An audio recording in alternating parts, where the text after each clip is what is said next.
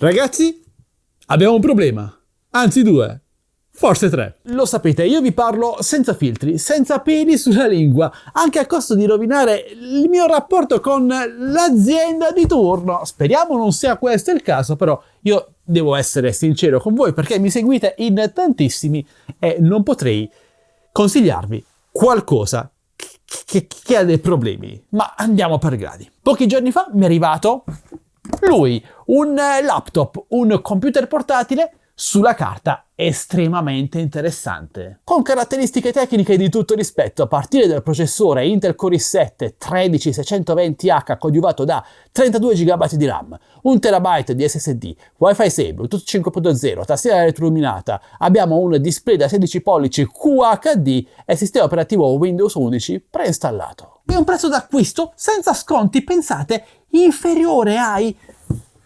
700 euro. Fantastico, è il computer portatile definitivo, ma quindi qual è il problema? Il problema è che quando si parla di questi marchi cinesi non molto conosciuti, venduti da store esterni ad Amazon, a parte la qualità dell'assistenza tutta da valutare, a volte si nasconde anche qualche magagna che giustifica il prezzo basso rispetto alle specifiche tecniche. Ma ora guardate quanta roba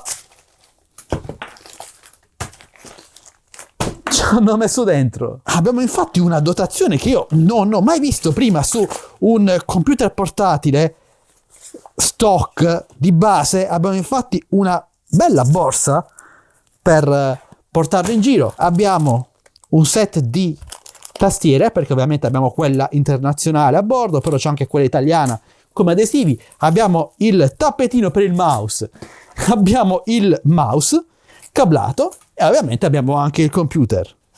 Sembra un po' stile MacBook. Il corpo è interamente in alluminio ed è ben costruito, bello anche al tatto, e anche all'interno, ragazzi, è un portatile che è bello. O meglio, per quello che costa, è davvero ben fatto esteticamente. Abbiamo una tastiera QWERTY internazionale, ma basta attaccare gli adesivi con le lettere accentate e si risolve, con tanto di tastierino numerico. Andiamo ad accenderlo e già notiamo la prima magagna, ragazzi. Nonostante questo sia un portatile con un processore davvero potente per la sua fascia di prezzo, un SSD da 1 TB, 32 GB di RAM, guardate un po' quanto ci mette ad accendersi. Ed è pulito, ragazzi, non c'è installato nulla, ho solo fatto l'avvio del PC. Ecco, ora si è ricordato di accendersi. Non capisco quale sia il problema, penso qualcosa legato al BIOS dovrebbe essere. Ragazzi, guardate, abbiamo persino il lettore di impronte digitali che prende, non prende. Ecco, andiamo a mettere il pin.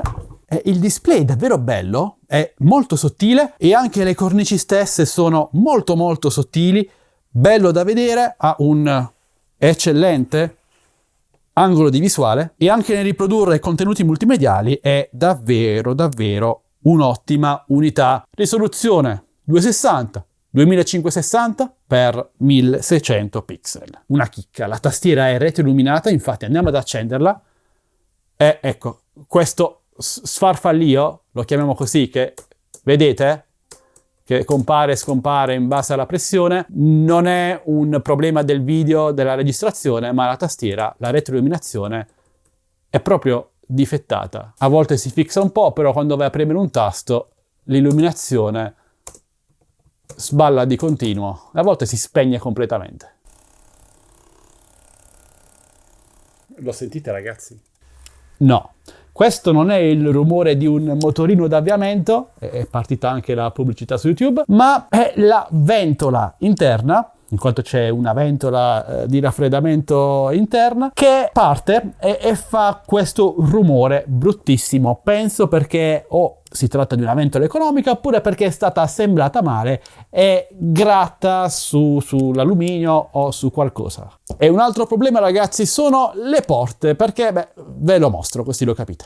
Abbiamo una porta HDMI, due porte USB 3.0, una USB Type-C e dall'altra parte un jack per cuffia o microfono, una USB 2.0, un ingresso Ethernet e una porta di alimentazione. Se volete ricaricarlo, infatti, no, non basta il cavo USB Type-C e il caricatore del vostro telefono, come succede su tantissimi laptop di questo tipo, comodi per lavorare in giro, ma dovrete portarvi dietro questo mambrone, questo caricatore proprietario che, diciamo, era evitabile. Potevano fare tranquillamente in modo che questo portatile fosse ricaricabile semplicemente tramite la porta USB Type-C, che tra l'altro è anche presente ma serve unicamente per il trasferimento dati. Ora io dico, azienda cinese che mi contatti per recensire un tuo prodotto di punta, santa pazienza, è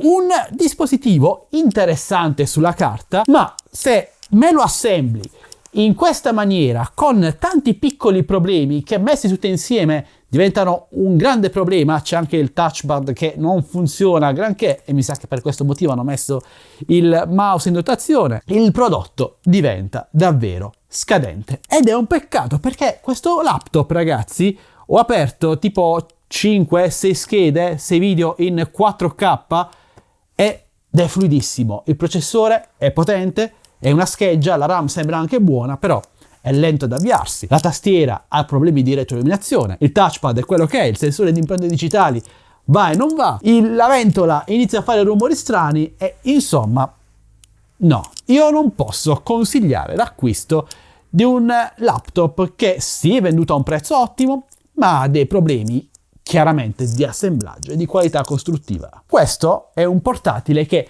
sulla carta sarebbe adatto ad un uso a 360 gradi, tranne per il gaming, magari giochi leggeri come Minecraft o qualcosina del genere vanno pure bene, però non è adatto per giocare, ma per il resto per uso office, per fotoritocco, magari anche un po' di video editing, è una buona macchina, le prestazioni ci sono, ma anche il resto. Diciamo che vale sempre un po' il detto, tanto spendi, tanto hai. Forse invecchiando sto diventando un po' troppo critico e cattivo, beh, anche, probabilmente sì, però, cioè ragazzi, considerate che questo è un esemplare che mi è stato regalato e che quindi è stato anche passato al vaglio dell'azienda prima di essermi spedito. Non voglio immaginare invece quelli che vengono spediti alle persone che lo comprano normalmente. Insomma, cara Nincare, mi dispiace, ma sei rimandata. Voi cosa ne pensate, amici? Trovate che i difetti che ho evidenziato in questo video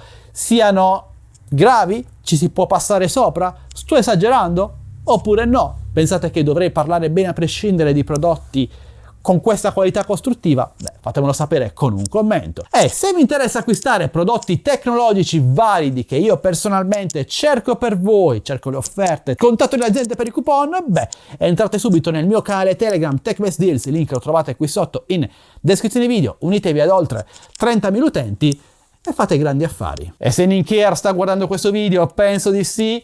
Mi dispiace essere così schietto e sincero, ma magari questo è solo un esemplare uscito male di fabbrica. Può succedere con qualsiasi marchio, anche con i più costosi e blasonati, però io devo evidenziare i difetti prima ancora dei pregi. Spero che le altre unità siano perfette. Ok ragazzi, vi aspetto nei commenti e se questo video è stato di vostro interesse fatemelo sapere lasciando un like, condividendo ai vostri amici e iscrivetevi al canale perché siamo già quasi 106.000. Grazie a tutti. Detto questo vi saluto e vi do appuntamento al mio prossimo video, sempre che voi vogliate, sempre qui su Addicted to Tech. Alla prossima. Ciao amici miei.